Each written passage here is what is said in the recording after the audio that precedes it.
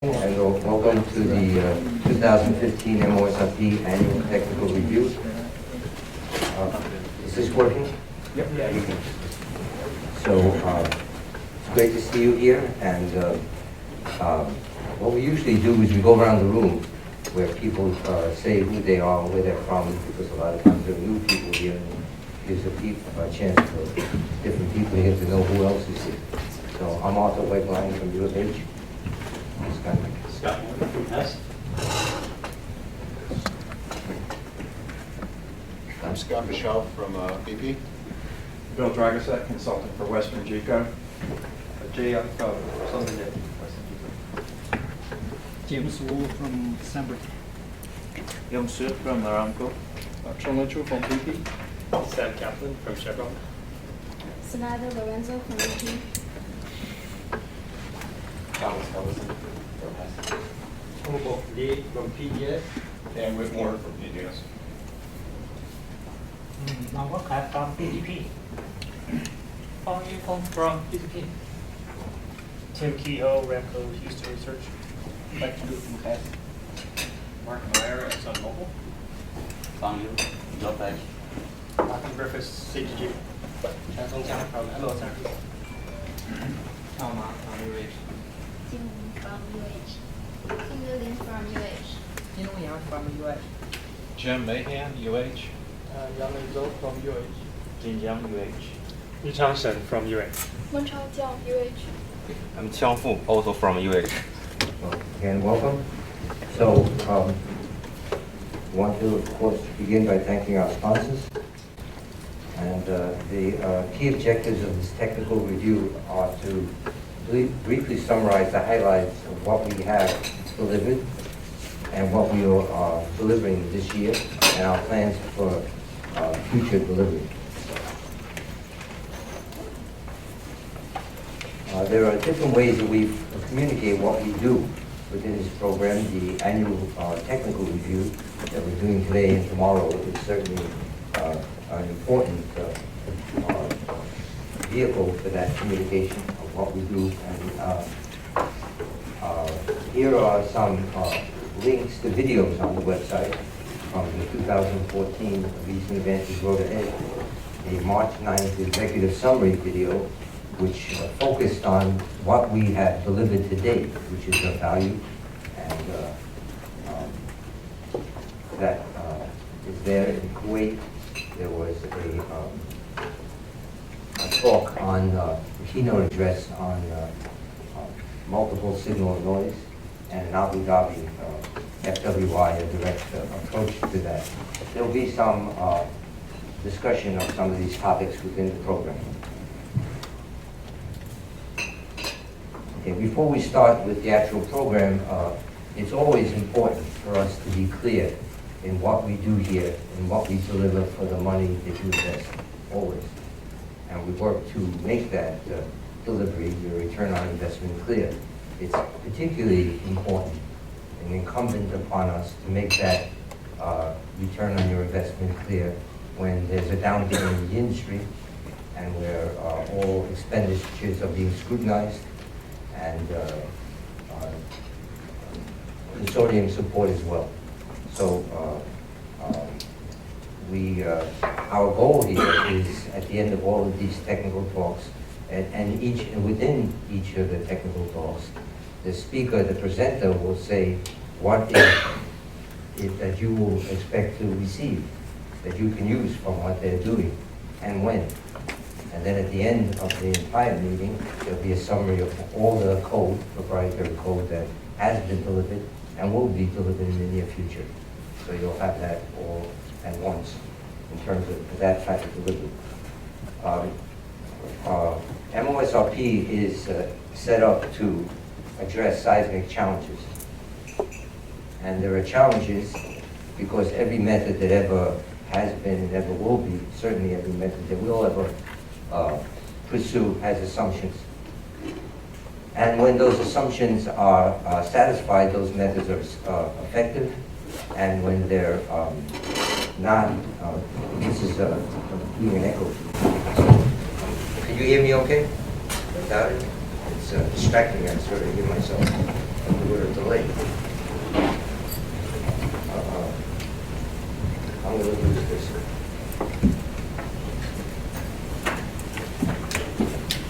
So when those assumptions are satisfied, methods are effective, and when they're not satisfied, methods have problems and can fail.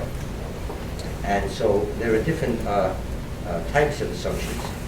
There, you have to acquire data of a certain variety, you have to have adequate compute power, you have to arrange for your algorithm to be computable, optimize it, and there are other assumptions which are innate algorithmic assumptions. What does your algorithm require in order to be effective that you cannot blame on acquisition of compute power?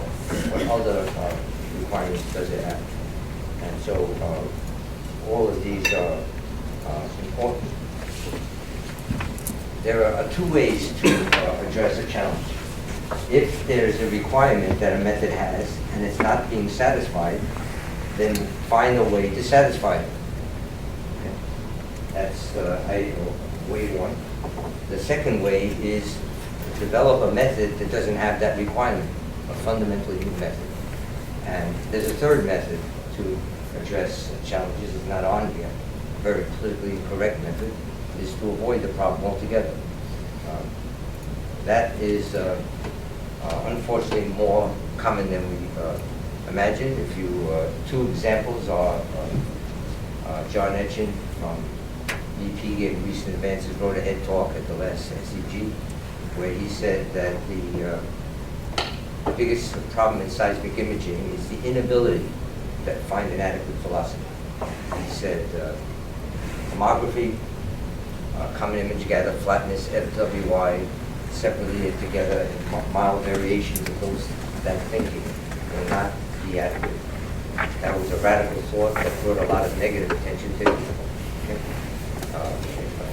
And he was calling for new ideas. Yes.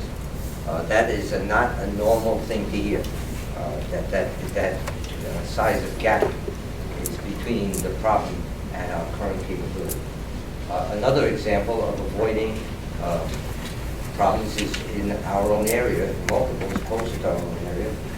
There was a talk in 2013 by Bill Goodway and David McKidd of Antenna and Apache at a SEG workshop on multiples, who said their biggest challenge in their career with onshore data in Canada is to get their processors and interpreters to agree that there are multiples, that multiples even exist. Their view of multiples is just they're not there. Okay, now let's move on. So that's an attitude that they've worked against and have been effective in trying to not only say they exist, but they themselves have presented methods to address that. That's interesting, yes? Just say it's not there.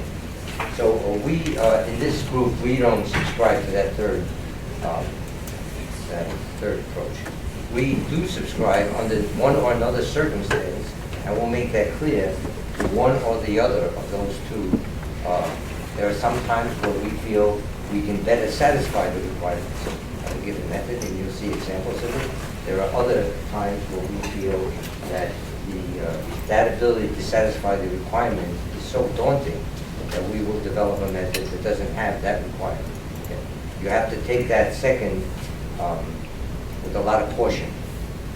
Okay? That you're going to find a method that doesn't require what industry feels you do need. Yes, that's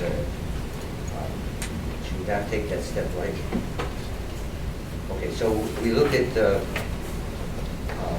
M-OSRP doesn't focus on one topic.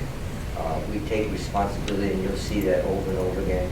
The entire seismic processing chain, from the moment the data is collected and to every step in the processing. Whatever a method requires in pre-processing is our responsibility.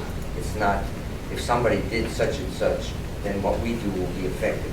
It's for us to make that pre-processing as effective as necessary.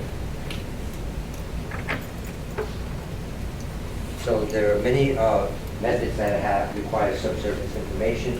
As I mentioned, there are times when that's difficult to satisfy, and that inability can contribute to algorithm failure and dry hole drilling.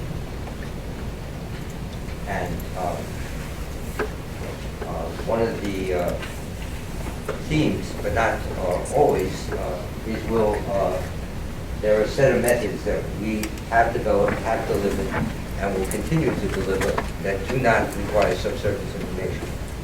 There's an exception to that this year, along with that theme, in another situation where we feel we can provide added value. So there was an executive summary, which you can find on a video, March 9th. The main purpose of that, to be frank, was to say this is the value we have delivered. So if you ask people about M-OSRP, tell us one word about, just one word, when that this program comes to mind. The word is multiples. That's the word. So the method that was developed, pioneered, developed, and delivered from this group was controversial, made people uncomfortable. In every company that I worked in, almost all the managers and most of the researchers thought it made no sense. Mathematicians around the world proved that it was impossible.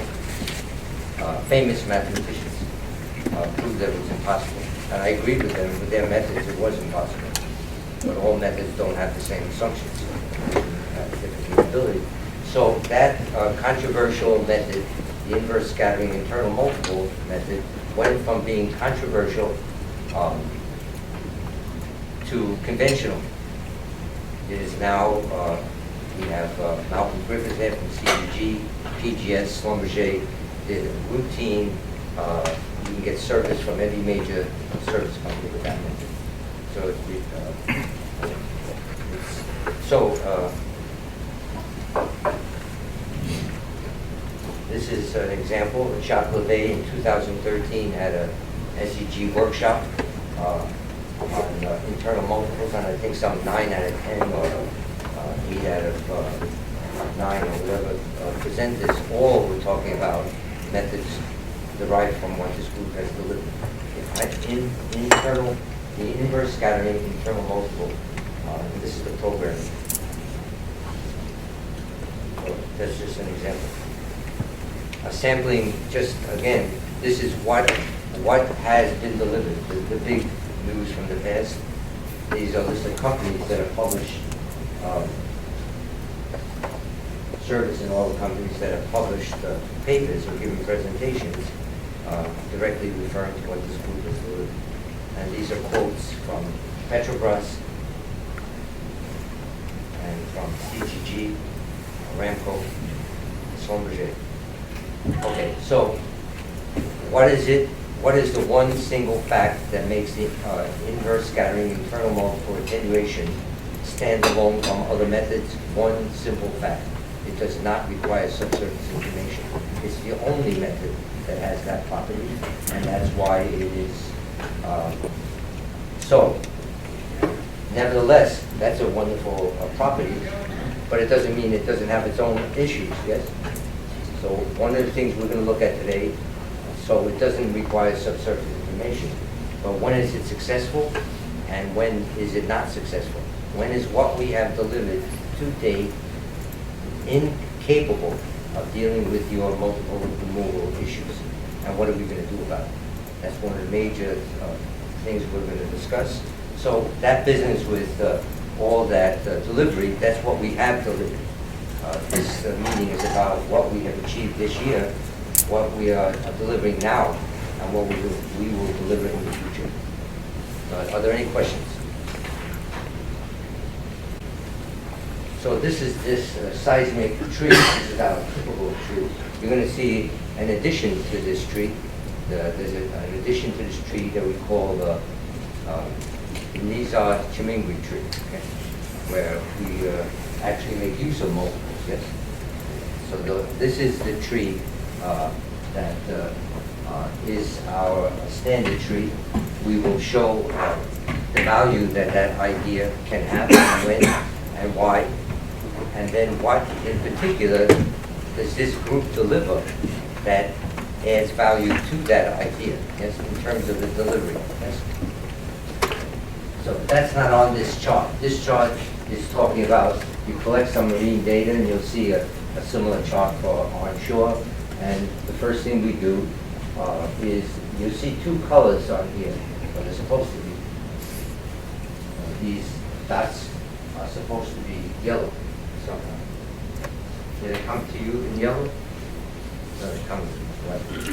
Okay, so there are green dots. Green means green serum. The other dots means the inverse scattering series. So the green dots you're going to hear about today.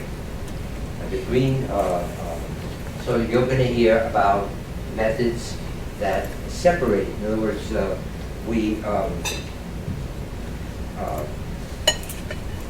we collect seismic data, waves that go through the Earth. Their properties care about the source that created them and the Earth they went through. The data we collect, in addition, cares about the instrument we collected them with. So the data we collect cares about the source, the Earth, and the instrument response. Then, how do we extract what we're interested in about the Earth from the data we record? If we require some kind of mathematical description that relates the character of data to its experience, what has influenced it. And so you'll see different ways that we describe that relationship between the influences and the wave's character for different purposes, different descriptions. And you'll see then how those different descriptions lead to different capability. But if we run through this chart quickly, this, let's say, marine event is of some variety is collected, and then Green's theorem is used to separate the reference wave from reflection data. And then reflection data by Green's theorem is separates reflection data that has ghosts from reflection data that does not have ghosts. So this is reflection data without ghosts. Then reflection data without ghosts are separated into free surface multiples and primaries and internal multiples. And then primaries and internal multiples are further separated into internal multiples and primaries. The primaries that you get here are the primaries that you recorded. This is recorded data, so you have recorded primaries. Then these recorded, somehow everything turns green on here. Some dot problem. This says we can do everything with green theorem. That would be very good. First of all, you believe it. We have a color dot problem. So, in any case, that's unfortunate because we can't see some of the key differences that we want to stress here. That separation is Green's theorem. This separation is Green's theorem. Once you get to separating free surface multiples from primaries and internal, it's inverse scattering series. Inverse scattering series, everything down here is inverse scattering series. Here is an exception. We, by accident, came to some understanding of a method for doing RTM that we see as having added value for structure and amplitude analysis beyond what we use today for RTM. Yes. That method is conventional in the sense that it needs a velocity model. Yes. It needs a velocity model, but we felt if we have something, we're not in some kind of religious program against velocity. Yes. We're in the provide value. Yes. So this here is a way to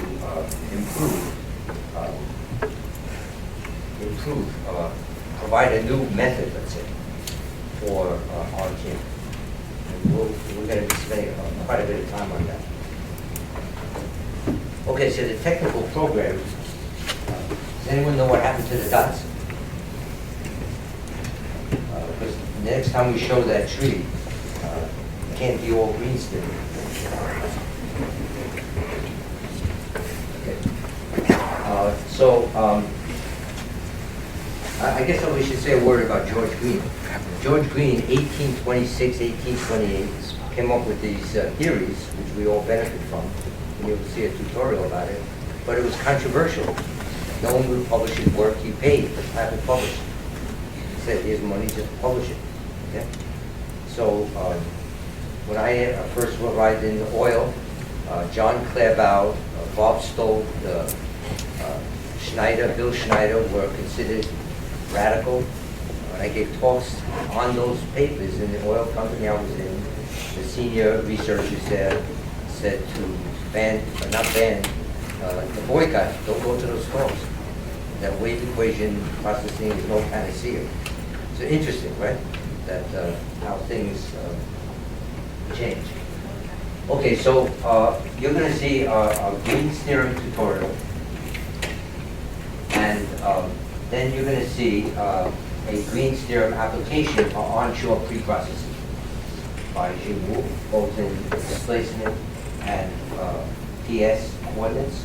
This is an essential part of our plan to be more effective. So let me get to the point. What's missing in the internal multiple attenuator? The way the internal multiple attenuator works is it gets the exact time and approximate amplitude of the multiple. And in practice, what it's done is an adaptive energy minimization procedure is then used to fill the difference between all pre-processing steps that you have not done, plus the fact that it's intrinsically an attenuator. It's not an eliminator. And that's effective, and that's what's given all this great press, and we're very happy for. But that whole thought will fail, and is failing, when you have interfering events. When you have interfering events, the energy minimization criteria, forget about how you implement it, the criteria itself is not necessarily satisfied. Okay? And hence, today, if you say, give us a method that in multi-D, for example, can remove an internal multiple without damaging a primary. When they're interfering or proximal, their answer is, we don't have one, and no one has one. Okay? The whole plan here is to provide that by making more effective pre-processing capability onshore, make an internal multiple eliminator, and the third part of that strategy is to find a new adaptive subtraction criteria. The criteria itself has to derive from the method, not imposed on the method. It's a property of the algorithm, so that you're adjusting something to accommodate the part of the world that your math did not describe, and that makes that algorithm satisfied. It never runs at cross purposes with the algorithm. Those are the three parts. Better pre-processing, internal multiple elimination, and new adaptive criteria, both for free surface and internal. So Jing Wu's work here is part of getting the pre-processing that you need for onshore. The marine pre-processing, the removal and separation of the reference wave and scattered wave and deghosting, is now mature from this group, has standalone ability that we'll describe. What exactly do we deliver there that you can't find elsewhere? Yes? And when is that important? So we want that same kind of effectiveness that we have seen pioneered by Jing-Fang Zhang and delivered and tested in several different field data and scene data like Jermaine. On the marine case, we want that effectiveness onshore. Yes. Then, while we're on Green's theorem has two parts for us. One is wave separation, and the other is an essential part of conventional imaging. Imaging of Claerbout 3 variety, which we'll make clear, but we'll just say right now, it's for predicting a wave inside a volume. from measurements of the wave on the volume. Green's theorem gives you that capability. So Green's theorem gives you a way to separate waves and to predict the wave. And this tutorial will give us that background for the prediction part, and then that will be followed by a set of talks by Chung Fu, Yang Li Zhou, and then Chung Fu again, showing what we believe is a new capability for RTM, exactly comparing for current and the new capability, yes? The tests that we will show you are only going to show you the differences for amplitude analysis, not for structure. The structure will make that clear. The structural differences are extremely significant, but we're only showing, if you don't have a structure, you need a complex structure, not non-specular pinch out, yes, that's where Claerbout 3 is going to come. It produces a plane wave experiment at that image, and not geometric optics, approximate reflection coefficient or anything like that, which will fail. There is no reflection coefficient when you're at that point. When it's curved, there is no plane wave reflection coefficient. This comes, and how comes that? Yes, Claerbout 3, as extended by Stolt and his colleagues, allows for imaging that structure and doing amplitude analysis there. That's the point. What have we done in that business? Only one thing. We have not improved on the imaging conditions of Claerbout and Stolt and Company. We have not. What we have arranged for the first time is to arrange for the experiment of the source and receiver above some image in the presence of two-way waves, okay? Where waves, either you have primaries or multiples or diving waves, okay? That only arranging for the experiment. What happens when you get the experiment, Claerbout and Stolt taught us already. Yes, we're just arranging for that experiment to be realizable. Clear? We're not extending the imaging condition itself. Okay, so you'll see a set of talks on that. Then we're going to talk about how there was there's been work in Whitmore, at PGS, Nizar Chimingui, the whole group there, and others have worked, people in China have worked actively in, can we use multiples to enhance imaging? So we'll show our understanding of that, the value, when that can provide value, and what we feel this group can add to that. Yes. When it doesn't provide value, and when it does, yes. And that whole activity is a Claerbout 2 activity. Yes. You'll see that. So our view is we're not in any kind of Claerbout 3 predicting the experiment is the answer to all the world's problems. We believe in a toolbox approach. Well, let me be very clear on multiples. If you could do radar effectively, I say do it. It's cheaper. Everything we do is a prima donna method, amplitude sensitive. If you can just cut that multiple with the radar, effectively not hurt a primary, got enough difference in velocity. So all we're trying to do here is provide different options in your toolbox. It's not the option, additional options, and to make it very clear when what we provide gives you value and when you don't need it. That second is very important, because many of the things that we do are very expensive. Yes. Clear? Okay, so we go to this new diagram in terms of how we see the value that multiples can provide. So let me be clear, multiples are never imaged. But multiples, when you don't have adequate acquisition of primaries, and that in the real world that's often the case, you can use a multiple to get an approximate image of an unrecorded primary. But what you're getting is an image of a primary that you didn't have. We're always imaging primaries, but multiples can be useful for that purpose. Okay? So we'll summarize that. And that basically is today. Yes? There's a lot of green steering today. So tomorrow is our whole, goes to another story, the inverse scattering series. We talk about, as I said, some, what is the inverse scattering series about? What is it that allows it to claim that you can do every single seismic processing objective directly without subsurface information? There's one slide that gives you that communicates that. That one slide is what we understand. And if you look at that slide by itself and apply it, it's useless. If you look at the inverse scattering series and just apply it, it doesn't converge. You put all your data in. It's like an all or nothing. Theory is always more likely than not nothing. The value that we've provided is by the fact that it's a series, which we didn't like, because we wanted a closed form. The series was its exact benefit, because you can interpret by diagrams what terms are doing, and every term has a purpose. It isn't just sort of perturbing. It's purposeful perturbation.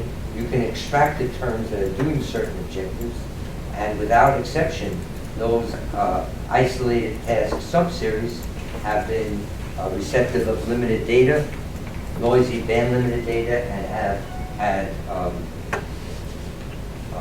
good convergence properties, and often closed form. So you're not summing, you just have a closed form. Yes? So we're talking about subseries, isolated task subseries that do free surface multiple. To date, we have a set of terms that do internal multiple attenuation. You're going to see Yang Li Zhao with internal multiple elimination in 1D. One thing we would like is we need a data set where you have the data. The Earth is roughly 1D, extremely complicated, lots of interfering primarism multiples. Let's say I'm giving you my wish list. Yes, 1D, interfering primarism multiples, acquisition where you have dual cable or some other kind of that, so we can do the pre-processing, and you have a well where you know the answer, yes, but you don't tell us the answer, and we will eliminate those multiples in 1D and present that next year. That's the data we need. Okay, we want that on marine before we look on the land. Yes, that's so the North Sea data of Total would be very interesting. They published that in EAG, saying they have a horrific. If they didn't have multiples there, the imaging problem, because I always thought, it's a terrible imaging problem. And Bertrand Duquet said, not always. Sometimes it's the multiples that are horrible. If they didn't have the multiples there, it's layer cake, no velocity problem. It's every single primary's got a multiple on it. And they don't want to touch the multiple because they're going to, yes, that is the kind of data that we need. So that would be a tremendous, so I need to say, while I talk about things we benefit from, we certainly benefit from your support, your guidance, the internships. Every single student we have is interning, not only in the summer, during the year. That's a tremendous benefit you provide to us, and we're hugely grateful that you provide an experience for our students that we cannot. Let me just put it that way. And they need, and we need. Okay, so the multiples work. You're going to see Chung Fu talking about that historic first published result that he and Yi Lo and that group at Renko, showing the onshore application of the inverse scattering internal multiple. Jing Wu is going to show you something amazing, how the internal multiple attenuator works in an absorptive dispersive medium without needing to know elastic or inelastic properties. Gives you the right time and approximate amplitude with an acoustic background. Yes, an acoustic background that has no absorption. Yes. Understood? It's mind-boggling to me that that could be. In other words, that thing's losing amplitude in those layers because it's absorptive. Yes? The velocity is frequency dependent. The reference, the algorithm is not any different than the one you have. Yes? You understand? No change. When we say model type independent algorithm for free surface and internal multiple, it means it doesn't care if your Earth is acoustic, elastic, anisotropic, heterogeneous, or absorptive. The code doesn't change, not a line. Model type independent free surface. The internal multiple attenuation algorithm is model type independent. Not just doesn't care about subsurface properties, doesn't care what model type you have.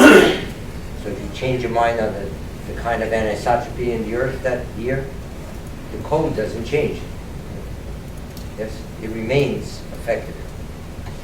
That, again, is amazing. It's not intuitive to me. We can prove it. It still doesn't so counter to everything. Why? All of our experience comes from modeling. And modeling said that's not possible. If you're trying to model and subtract a multiple, you better start with the Earth model type, right? And you give me some properties. How can you do Earth model type independent modeling? You understand? You see how different that inversion is from model matching. Because a lot of people think inversion is model matching run backwards, yes? If you were doing multiple removal by model matching, the first thing I have to tell you is the model type. We'll show you an example with a free surface, a simple example where you can see the model type independence. Analytic. Tomorrow. So, that's what you're going to see with Chung and Jim Wu. And then you're going to see two sets of talks.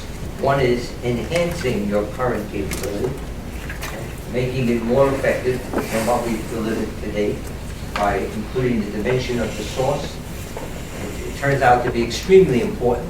It doesn't matter whether your Earth is 3D, 2D, or 1D. It's very important, Jim Lu Lin will show, to, in your algorithm, make it a 3D source. If you assume a line source and a 2D versus a 3D source in 2D, it makes a dramatic difference on the amplitude. That surprised me. I thought it would be mild, yes?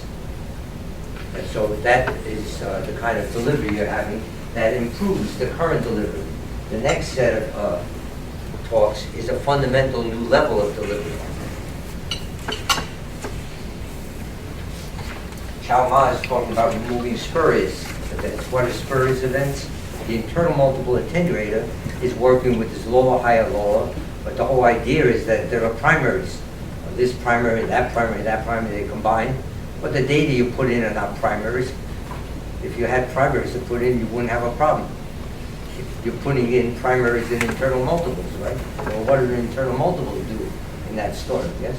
Sometimes they help, and sometimes they cause false events. False events. And if you have many generators, that's going to happen, yes? So that's beyond that term to deal with. It only has data, data, data.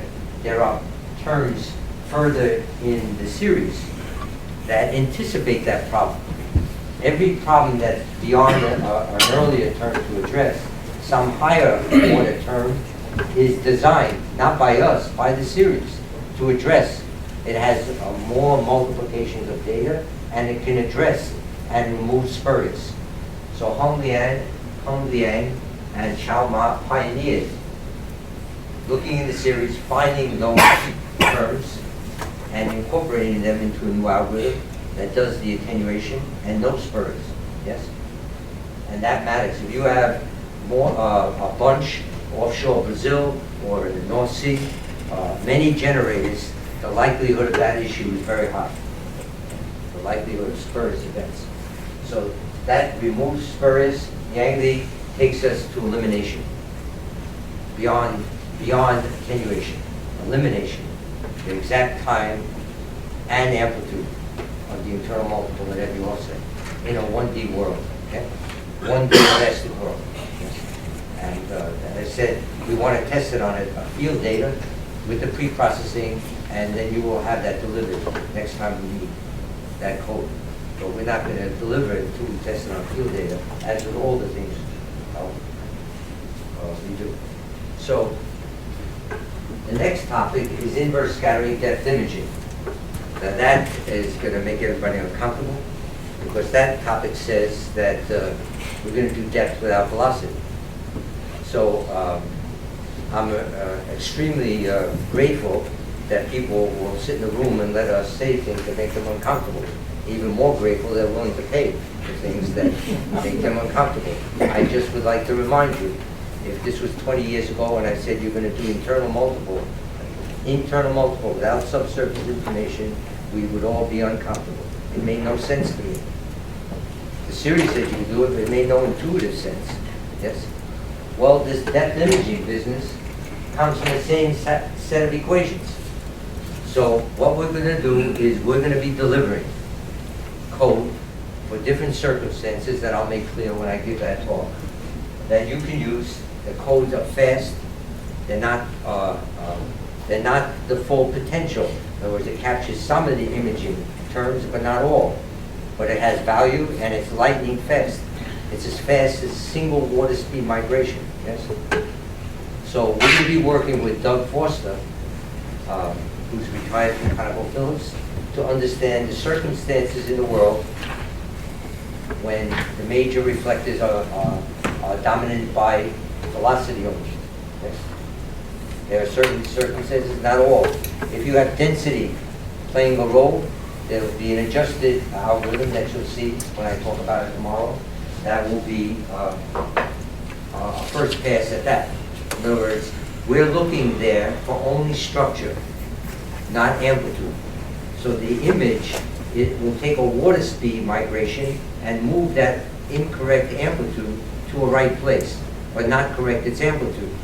It puts the amplitude as though water was what you needed for all depth, but it will place it at the right, so it's not for AVO, okay?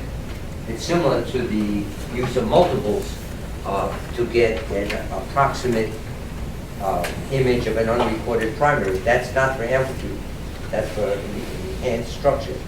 So this is without velocity level. So we had a choice here. Why? Because the full capability of this method is not yet with us, yes? The choice was shut it down and make a lot of people happy. Okay, that's true. I checked with a few people. I said, we're going to shut it down. They said, great, thank God, you came to your senses. You were going to be doing seismic psychoanalysis or something. You know, you came back healthy.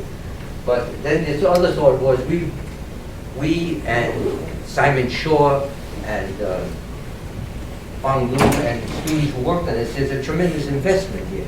And you'll see Mamusi example. Impressive results, fast as lightning. Why not deliver something that's not perfect but useful on our way to, it's sort of like when Claerbout did the 15-degree equation. I remember when people say, yeah, but what about the dip of 45 degrees?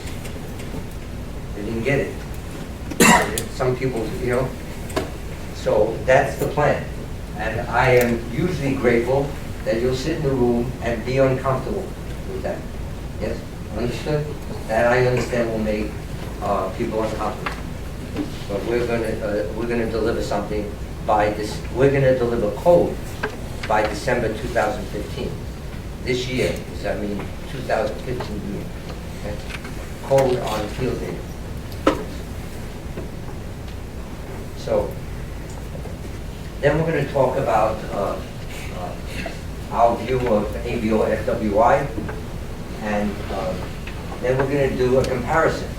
The standard industry procedure is iterative linear. Yes? What's the relationship between iterative linear and the inverse scattering approach for parameter estimation? We're going to have an analytic comparison. We're going to make the comparison where all, in other words, this talk in Abu Dhabi said that the inverse scattering series tells you the data you need in the elastic case and what to do with the data. So, well, let's say so we're saying if you want to do elastic inversion seriously, you need multi-component data. So now FWI started moving to elastic data. But what if they're doing elastic data iterative iterative linear, yes? Doing another method. So what we're saying is, look at an example where there's no argument about the data, yes? Just have straight up and down, you have just one reflector, you get a reflection, comes back. What does the inverse scattering series do to estimate that velocity jump versus iterative linear? There you can't say you didn't have the same, you have the same data, okay? You understand? And look at exactly those differences, yes? In the case where it isn't a data issue, yes? So that's what you'll see from the talk with Jim Long and myself. And then Jim A will summarize the code that have been delivered and all the codes within these talks that are going to be delivered. Some are going to be delivered in June, just waiting to go on our website, yes? So Jim A will speak about that, and then we'll summarize our view of primaries and multiples, and we'll adjourn tomorrow. So, okay, so I think from here we have, this might be a good time for a coffee break.